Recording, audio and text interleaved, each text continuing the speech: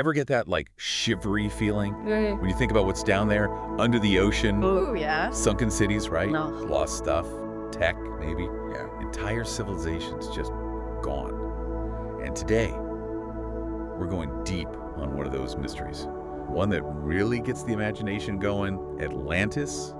You know, you asked for it, so we're diving in. Yeah, it's wild how this story, like, it's been around for, what, centuries?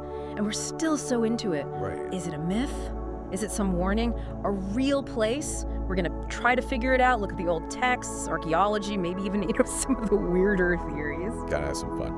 Well, let's kick off with the OG storyteller here, Plato. We're talking 360 BC, when he wrote about Atlantis, Timaeus, and Critias, those works.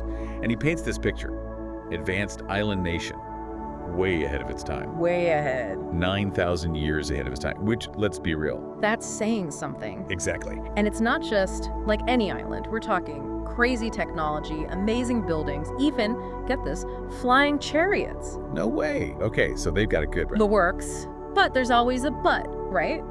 Plato also says this society, it got messed up, corrupted by all its success, the greed, ambition, the whole 9 yards. Classic. It's like the whole pride comes before the fall kind of thing. Exactly that. Because boom, the gods are not happy. They see this arrogance. So what do? They intervene. And overnight, this amazing civilization, earthquakes, floods, everything, gone. Just like that, a whole civilization wiped out. Makes you think, was that like divine justice?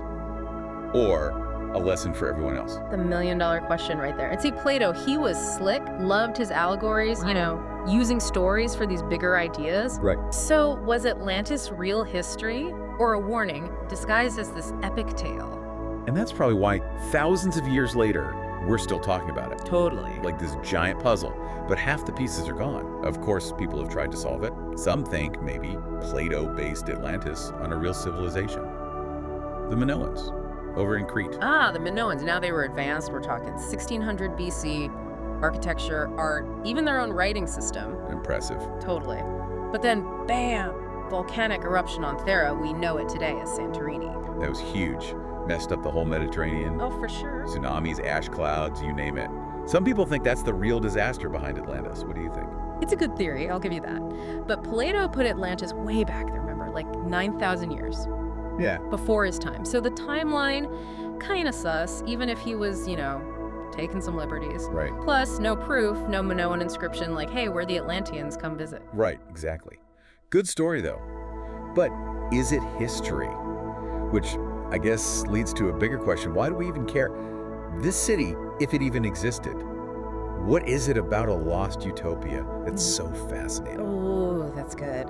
It's like, we love the what if, right? What if there were these like super civilizations, way more advanced than us, just gone? It's like our brains are wired to believe there's gotta be some crazy secrets from the past, just waiting. And don't forget pop culture. Atlantis is everywhere. Oh, tell me about it.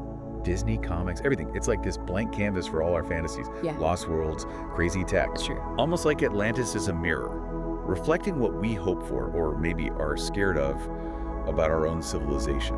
100%. And sometimes those reflections, they get kind of weird. Get ready, because we're going deep on some Atlantis theories, the ones that make you go, wait, seriously? You mean aliens, right? Gotta say, those are kind of my guilty pleasure. Yeah. Like, okay, maybe aliens didn't build the pyramids. Maybe, just maybe. They helped out with those flying chariots. A little tech support for Atlantis. There you go. Some people, right, they're convinced Plato wasn't being metaphorical with that tech stuff. He meant actual alien tech. Right. And, it's fun to think about Atlantis, this hub. Yeah. Intergalactic meet and greet, sharing all their knowledge. And don't forget the Bermuda Triangle. People think Atlantis is down there somewhere, messing with boats and planes. Leftover super tech. Okay, now I'm not saying I believe in Atlantean force fields making ships disappear, but I get it. It's like this deep down need. We want that golden age to be real. A time when we knew more, could do more than we do now. Yeah, like what if we're descended from this like super advanced civilization? That'd be wild. But okay, let's say we never find the actual Atlantis. We've still found some pretty cool stuff while looking, haven't we? Absolutely. You've got those 2011 discoveries in Spain. Satellite pictures, right? Weird city-looking shapes underwater. Some researchers were losing their minds. It matches Plato. That's what they were saying. No way. Atlantis 2.0, what happened? Well, everyone calmed down pretty quick. Turns out, looking like a city and being a city are two different things. Right, of course. But then there's this, the Yonaguni Monument, off the coast of Japan. Now that one's a head scratcher. Okay, yeah, the giant underwater pyramid, right? Echelon. Stairways, terraces, the whole deal. Yeah. So what's the deal with it? Atlantean wonder? Or just nature doing its thing? If we knew that, we'd be famous. You've got these massive structures, so precise, just sitting down there. Some geologists are like, nature, easy. Say currents and stuff can make crazy shapes. And the other side? They see those sharp angles, what looks like tool marks, and they're like, no way man-made. And of course, where there's mystery, there's gonna be talk about ancient civilizations. With tech, we can't even fathom. Makes you want to get your scuba gear on, doesn't it? But honestly, even if it's not Atlantis, it's still amazing. Shows us how much is still out there. So many secrets under the waves, or planets like this giant puzzle box, and we've only just found a few pieces. So, we look at the old stories, right? Checked out some cool underwater stuff, even thought about Atlantean aliens. Wild. Bed. But what's the takeaway here? Was Plato messing with us? Or is there something real about Atlantis? Man, if only we could time travel, right? Truth is, we've been searching for centuries, and Atlantis is still a big old mystery. But that's kind of the fun part, isn't it? It is. That we can't totally figure it out. Like a good book you can't put down. Mm-hmm. Even if the ending's kind of weird, you know? I'm with you, and I think it says something about us, as humans. We gotta know the unknown, gotta find answers. Like, we're hardwired to piece together our past. And Atlantis, it's like, it embodies all that drive to find what's lost, the knowledge, the civilizations, even a bit of, like, magic, maybe. Whoa, okay, so you're saying, like, maybe Atlantis isn't just a place. What if Yeah. it's an idea?